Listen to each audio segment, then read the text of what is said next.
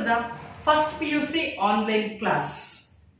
Note it students, this is introduction class number 2. So in the previous class, last class alli ನಾವು computer introductions na nodidivi. So what we have discussed, what is the computer, who is the father of the computer, and block diagram of the basic parts of the computer. So ನೀವು last class ಅಲ್ಲಿ ಇಷ್ಟು concepts ನೋಡಿದ್ರಾ, ಅಂದ್ರೆ computer ನ connections ಹೇಗಿತ್ತು, ಯಾವ components ಇರುತ್ತೆ, ಅದಕ್ಕೆ ಎಷ್ಟೆಷ್ಟು ಕೇಬಲ್ಸ್ ಇರುತ್ತೆ, ಅದನ್ನ ಕನೆಕ್ಟ್ ಮಾಡೋದು ಹೇಗೆ ಅನ್ನೋದನ್ನ ಕಲ್ತ್ರಿ.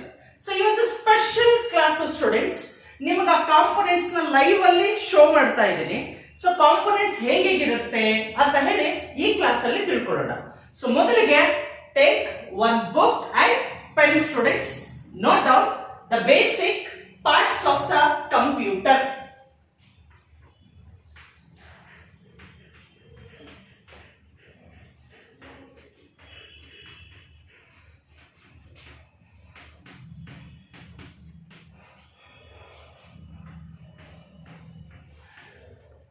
The point number 1, that is called monitor.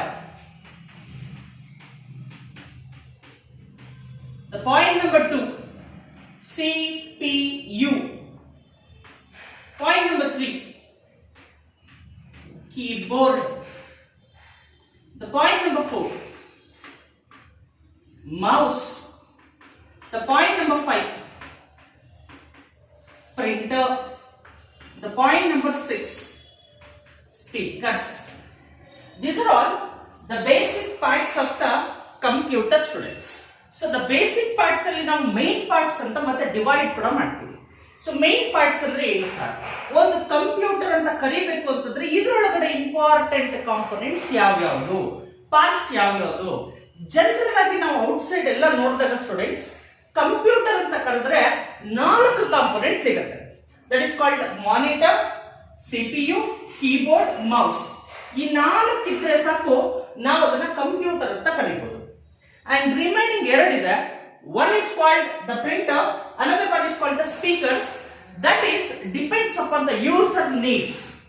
User ಗೆ ಬೇಕು, printouts ಬೇಕು ಅಂದಾಗ ಪ್ರಿಂಟರ್ ನ ಯೂಸ್ ಮಾಡ್ತೀವಿ. ನಾವು ಸೌಂಡ್ಸ್ ಏನಾದ್ರೂ ಕೇಳಬೇಕು ಅಂತಂದ್ರೆ ಸ್ಪೀಕರ್ಸ್ ನ ಯೂಸ್ ಮಾಡ್ತೀವಿ students. Note down the point number 2 is called CPU. CPU ಗೆ ಒಂದು ಫುಲ್ ಫಾರ್ಮ್ ಇದೆ, ಬರ್ಕೊಳ್ಳಿ. Central processing unit. ಸೊ ಅಲ್ಲಿಗೆ ಸಿಪಿಯು ಒಂದು ಫುಲ್ ಫಾರ್ಮ್ ಇದೆ.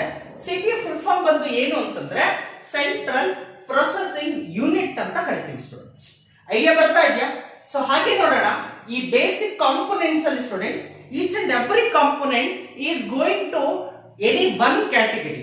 ಯಾವ್ಯಾವುದು sir category? See students, one category we will call it as input unit, nothing but device. Another one is called output unit. We will call it as output device.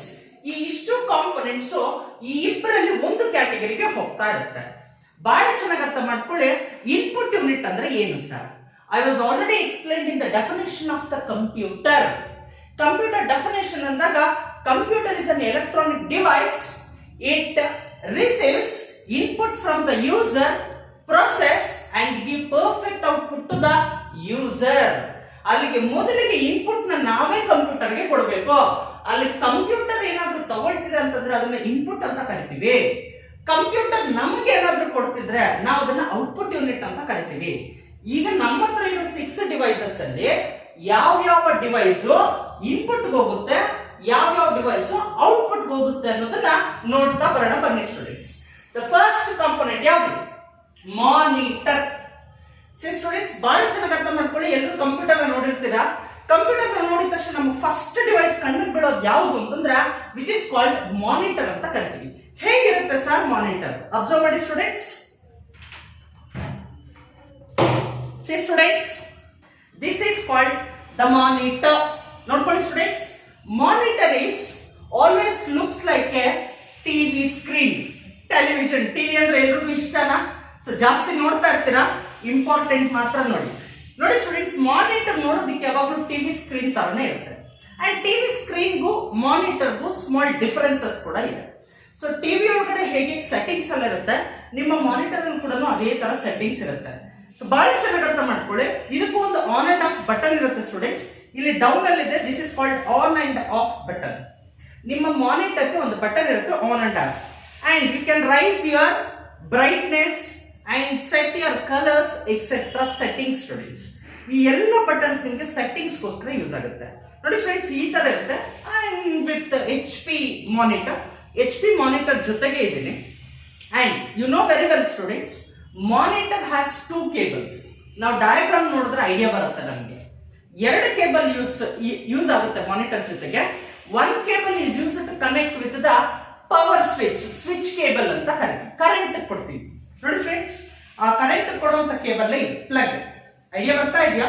So ಇನ್ನೂ ಒಂದು cable ಇರುತ್ತೆ, we will call it as this cable is always used to connect CPU. ನಿಮ್ಮ CPU ಗೋಸ್ಕರ connect ಆಗೋದಕ್ಕೆ ಈ cable ನ use ಮಾಡ್ತೀವಿ. ನೋಡಿ, ಈ ಕೇಬಲ್ ಅಲ್ಲಿ ತುಂಬಾ ಪಿನ್ಸ್ ಇರುತ್ತೆ students. You are having several pins. ಈ ಪಿನ್ಸ್ ಯೂಸ್ ಮಾಡಿಕೊಂಡು ಇದನ್ನ CPU ಗೆ ಕನೆಕ್ಟ್ ಮಾಡ್ತೀವಿ. ಸ್ಟೂಡೆಂಟ್ಸ್, ಮಾನಿಟರ್ ನ ಇನ್ನೂ ಒಂದು ನೇಮ್ ಇಂದ ಕರಿತೀವಿ, we will call it as VDU ಅಂತ ಕರಿತೀವಿ. VDU. VDU stands for Video Display Unit. ಅದನ್ನ ನಾವು ವಿಜುವಲ್ ಡಿಸ್ಪ್ಲೇ ಯೂನಿಟ್ ಅಂತ ಕೂಡ ಕರಿತೀವಿ. ವಿಡಿಯೋ ಅಂತಂದ್ರೆ ಏನು? Video display unit over visual display unit. ಇವನ್ ಏನ್ ಮಾಡ್ತಾನೆ ಸರ್ ಅಂತಂದ್ರೆ, ಇವನು ಆಲ್ವೇಸ್ CPU ಒಳಗಡೆ ಇರುವಂತಹ ಇನ್ಫಾರ್ಮೇಶನ್ ನ ಸ್ಕ್ರೀನ್ ಮೇಲೆ ಡಿಸ್ಪ್ಲೇ ಮಾಡ್ತಾನೆ. It is one of the display unit. It is used to display information from the CPU. So ಇದನ್ನೇ ನಾವು ಕರೆಯೋದು ಮಾನಿಟರ್. ಐಡಿಯಾ ಬಂತ? Take up the point number 2 students.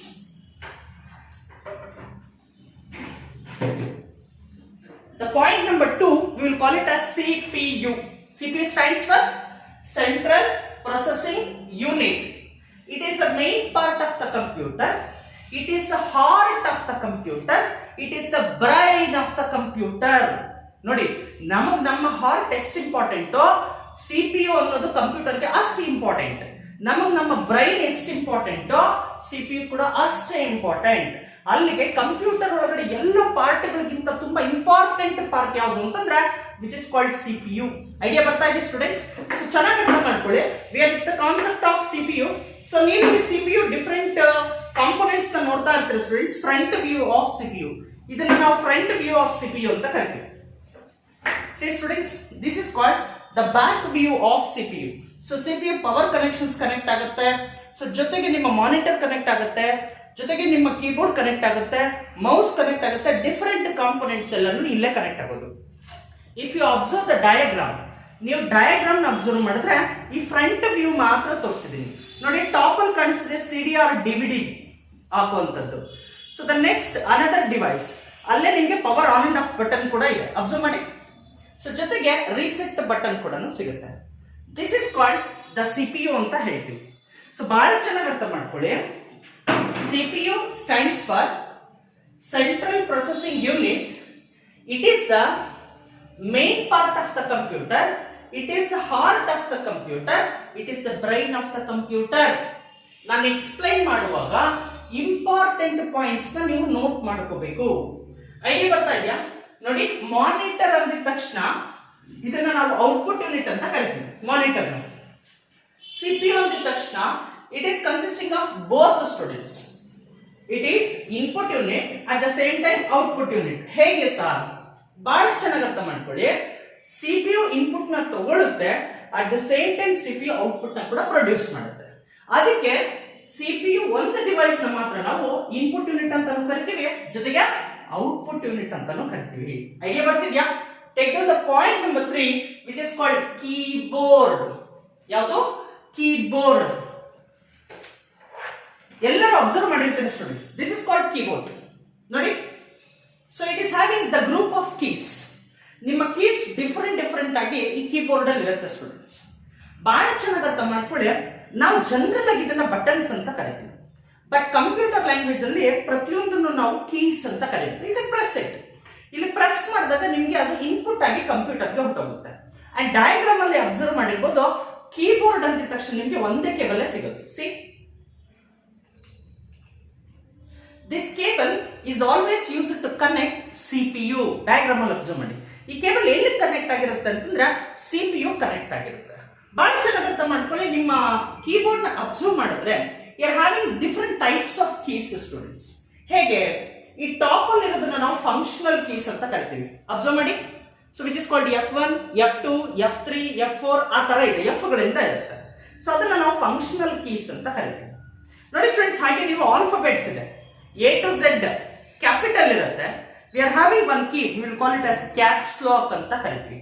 ಈ ಕ್ಯಾಪ್ಸ್ ಲಾಕ್ ನ ಪ್ರೆಸ್ ಮಾಡಿದ್ರೆ ನಿಮಗೆ ಕ್ಯಾಪಿಟಲ್ ಸಿಗುತ್ತೆ. ಕ್ಯಾಪ್ಸ್ ಲಾಕ್ ನ ಆಫ್ ಮಾಡಿದ್ರೆ ನಿಮಗೆ ಸ್ಮಾಲ್ ಕೂಡ ಸಿಗುತ್ತೆ.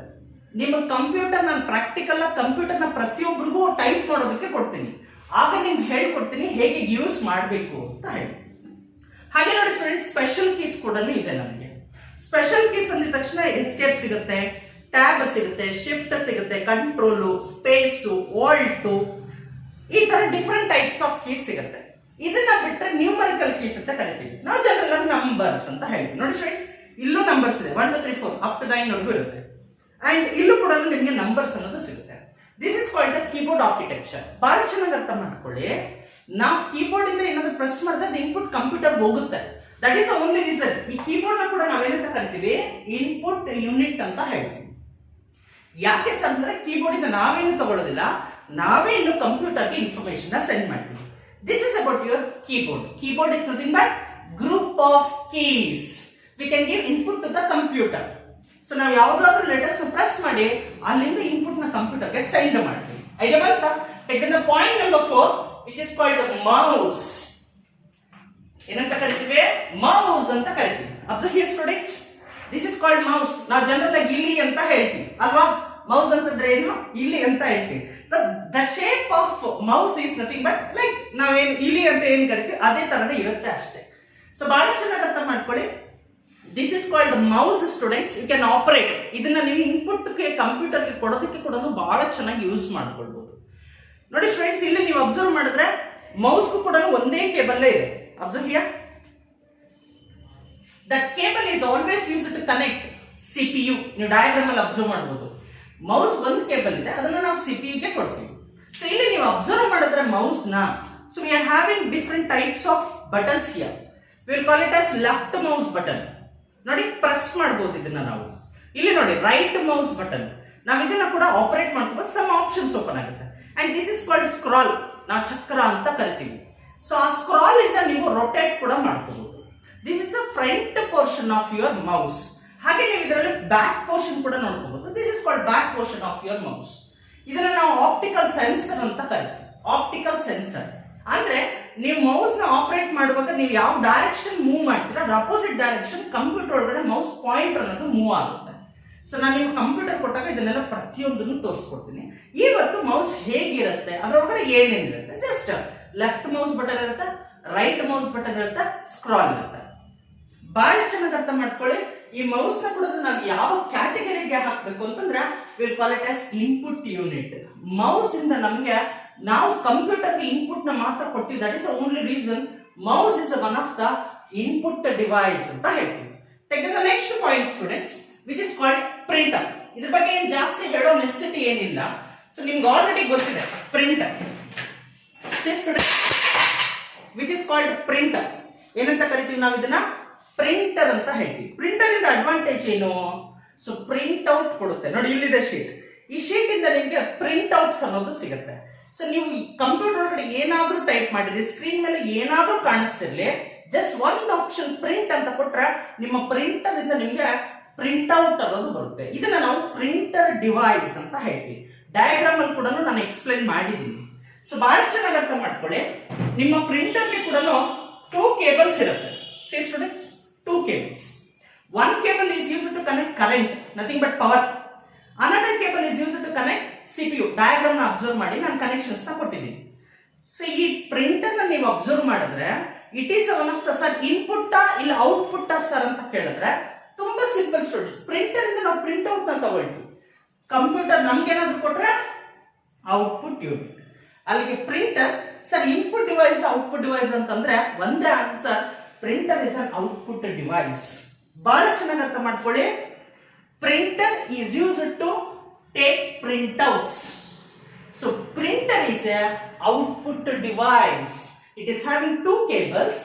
One cable is connected to the CPU, another cable is connected to the power switch. Idea banta? Take the point number 6, which is called speakers. ನಿಮಗೆ ಬಹಳ ಇಷ್ಟವಾಗಿರುವಂತ ಡಿವೈಸ್ ಯಾವುದು? Speakers. See students, ನಾನು ಚಿಕ್ಕ size speakers ತಂದಿದ್ದೀನಿ. Observe ಮಾಡಿ.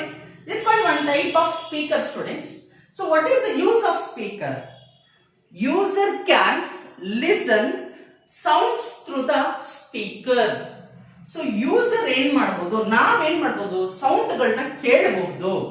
So ನೀವು game ಆಡ್ತಿರ್ತೀರಾ, sound ಬರಬೇಕು ಅಂದ್ರೆ ಸ್ಪೀಕರ್ ಇರಬೇಕು. ನೀವು ಅದೇ ತರ ಸಾಂಗ್ಸ್ ಕೇಳ್ತಿದ್ದೀರಾ, ಫೇವ್ರೆಟ್ ಸಾಂಗ್ಸ್, ಆ ಸಾಂಗ್ಸ್ ಕಂಪ್ಯೂಟರ್ ಇಂದ ಬರಬೇಕು ಅಂತಂದ್ರೆ ಸೌಂಡ್ ನಮ್ಗೆ ಸ್ಪೀಕರ್ ಇರಬೇಕು. ಸರ್ ಮೂವೀಸ್ ನೋಡ್ತಾ ಇದ್ದೀನಿ, ಮೂವೀಸ್ ಆಡಿಯೋ ಎಲ್ಲಿಂದ ಬರುತ್ತೆ? ನಮ್ಮ ಸ್ಪೀಕರ್ ಇಂದ ಬರುತ್ತೆ. ಅಲ್ಲಿ ಕಂಪ್ಯೂಟರ್ ಅಲ್ಲಿ ಸೌಂಡ್ಸ್ ಅನ್ನೋದು ನಾವು ಕೇಳಬೇಕು ಅಂತಂದ್ರೆ ನಮ್ಗೊಂದು ಡಿವೈಸ್ ಯೂಸ್ ಆಗುತ್ತೆ, ಸ್ಪೀಕರ್ಸ್. ಸ್ಪೀಕರ್ಸ್ ಅಂತ ಹೇಳ್ತೀವಿ, ಒಂದು ಲೆಫ್ಟ್ ಒಂದು ರೈಟ್. ಅಂಡ್ ನೀವು ಕೇಬಲ್ಸ್ ಅಬ್ಸರ್ವ್ ಮಾಡಿದ್ರೆ ಸಿ ಸ್ಟೂಡೆಂಟ್ಸ್, ಎರಡು ಒಂದೇ ಟೈಪ್ ಆಫ್ ಕೇಬಲ್. ಒಂದನ್ನ USB ಅಂತ ಕರಿತೀವಿ, ಇನ್ನೊಂದನ್ನ ನಾರ್ಮಲ್ ಕೇಬಲ್ ಅಂತ ಕರಿತೀವಿ. ಸೊ ಇದು ಎರಡರಲ್ಲಿ ಒಂದು ಕನೆಕ್ಟ್ ಮಾಡಿದ್ರೆ ಸಾಕು, that is called CPU connect ಮಾಡ್ತೀವಿ. ಬಹಳ ಚೆನ್ನಾಗಿ ಅರ್ಥ ಮಾಡ್ಕೊಳ್ಳಿ. ಸ್ಪೀಕರ್ಗಳಲ್ಲಿ ಕೆಲವು ಪವರ್ ಸ್ವಿಚ್ ಕನೆಕ್ಟ್ ಮಾಡುವಂತವು ಬರುತ್ತೆ. ಅಲ್ಲಿ ಎರಡು ಕೇಬಲ್ ಇದ್ರೆ ಒಂದು ಕೇಬಲ್ CPUಗೆ, ಇನ್ನೊಂದು ಕೇಬಲ್ ಪವರ್ ಸ್ವಿಚ್ ಕರೆಂಟ್ಗೆ. ಐಡಿಯಾ ಬಂತ students? So this is about your basic 6 parts of the computer. ನನ್ನ ಕಡೆ ಅಬ್ಸರ್ವ್ ಮಾಡಿ, ಅಗೇನ್ ಎಕ್ಸ್ಪ್ಲೇನ್ ಮಾಡ್ತಾ ಇದ್ದೀನಿ ನೋಡಿ. The point number 1 is called monitor. Monitor is used to display information. Monitor is a display unit. It is one of the output unit. It is having two cables. One cable is connected to the power switch, another cable is connected to the CPU. The next one is called CPU. Idea barta idea? Stands for Central Processing Unit. Full form anta karithivi. So it is the main part of the computer, heart of the computer, brain of the computer anta ಹೇಳ್ತೀವಿ. ಈ CPU ನ ನೀವು observe ಮಾಡಿದ್ರೆ it is one of the output unit ಅಂತ ಹೇಳ್ತೀವಿ and input unit. Both ನಿಮ್ಮ CPU ಎರಡು ಕೂಡ ಕೊಡುತ್ತೆ. The next one is called keyboard. Keyboard ಏನಂತ ಕರೀತೀವಿ? Group of keys are called keyboard ಅಂತ ಹೇಳಿದೆ. So it is used to give information to the computer. It is one of the input unit. ಇವನ್ನ ನಾವು ಏನಂತ ಕರೀತೀವಿ? Input unit ಅಂತ ಕರೀತೀವಿ. The next one, mouse. Mouse is used to give input to the computer. So it is one of the input unit. Next ಯಾವುದು? Printer. Printer is used to take printout. So printer ನೀವು observe ಮಾಡಿದ್ರೆ it is one of the output unit. Which is the next one? Speakers. Speaker is used to listen sounds from the computer. It is one of the output unit. So ಇದನ್ನ ನಾವು ಕರೆಯುವಂಥದ್ದು ನಮ್ಮ ಕಂಪ್ಯೂಟರ್ನ 6 basic parts ಅಂತ ಹೇಳ್ತೀವಿ. ಪ್ರತಿಯೊಂದು ಅರ್ಥ ಆಯ್ತಾ? ಈಗ ನಿಮ್ಗೆ ಏನಾದ್ರೂ ಕಂಪ್ಯೂಟರ್ ಕಾಂಪೊನೆಂಟ್ಸ್ ಅನ್ನೋದು ಕೊಟ್ರೆ ಈಸಿಯಾಗಿ ಕನೆಕ್ಟ್ ಮಾಡ್ತೀರಾ? ಸೊ ಕನೆಕ್ಟ್ ಮಾಡಬೇಕು, ಅದ್ರಲ್ಲಿ ವರ್ಕ್ ಕೂಡ ಮಾಡ್ಕೋಬೇಕು. ಈ ಕ್ಲಾಸ್ ನ ಇಲ್ಲಿಗೆ ಎಂಡ್ ಮಾಡ್ತಾ ಇದ್ದೀನಿ. ನೆಕ್ಸ್ಟ್ ಕ್ಲಾಸ್ ಅಲ್ಲಿ ಕಂಪ್ಯೂಟರ್ ನ ಆನ್ ಮಾಡೋದು ಹೇಗೆ, ಅದ್ರ ಒಳಗಡೆ ವರ್ಕ್ ಮಾಡೋದು ಹೇಗೆ ಅನ್ನೋದನ್ನ ಹೇಳ್ಕೊಡ್ತೀನಿ ಸ್ಟೂಡೆಂಟ್ಸ್. ಕಂಪ್ಯೂಟರ್ ಕ್ಲಾಸ್ ತುಂಬಾ ಅಟ್ರಾಕ್ಟಿವ್ ಆಗಿರುತ್ತೆ, ಚೆನ್ನಾಗಿ ಅರ್ಥ ಮಾಡ್ಕೊಳ್ಳಿ. ನೀವೆಲ್ಲ ಕಂಪ್ಯೂಟರ್ ನ ಚೆನ್ನಾಗಿ ಆಪರೇಟ್ ಮಾಡಿ. Not only for the 2 years journey, it will be very useful for your entire life. ನಿಮ್ಮ ಜೀವನದುದ್ದಕ್ಕೂ ನಿಮಗೆ ಕಂಪ್ಯೂಟರ್ ಟಚ್ ಆಗ್ತಾನೆ ಇರುತ್ತೆ. ಪ್ರತಿಯೊಬ್ರು ಅರ್ಥ ಮಾಡ್ಕೊಳ್ಳಿ, ನೀಟಾಗಿ ಓದಿ, ಹೈಯೆಸ್ಟ್ ಮಾರ್ಕ್ಸ್ ನ ತಗೊಳ್ಳಿ. And thank you so much.